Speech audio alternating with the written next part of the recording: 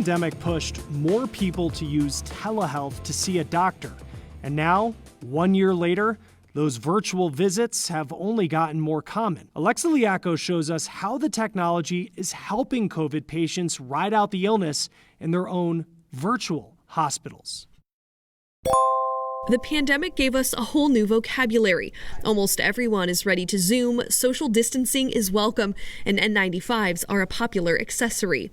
But there's an old concept that's gotten new life in the face of COVID-19. I do think telehealth will be here to stay. Telehealth has been available for years, but it took a pandemic for doctors and patients alike to fully adopt this contactless connection. Before the pandemic started, we had not done any telehealth at all. That changed within a matter of weeks for Dr. Patrick Ryan and his team at Denver Health. We had no other option. They've now had more than 200,000 appointments over the phone or video chat since the pandemic started. Almost 40% of our patients through this pandemic were accessing our system through telehealth. Both Dr. Ryan and Connie Price are working on building the telehealth program for their hospital.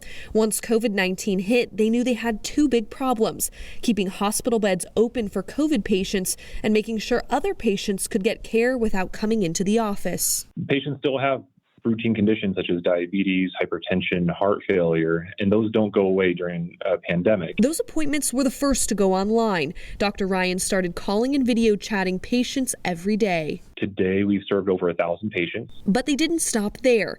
When ICU beds were filling up and COVID cases were overwhelming the emergency room, the team started the Virtual Hospital, a telehealth program for COVID patients who could treat their symptoms from home. Do you want a reading? Doctors send patients tools to measure their vitals, then they check on patients twice a day by phone or video chat. They would ask a series of questions just to see how I was doing.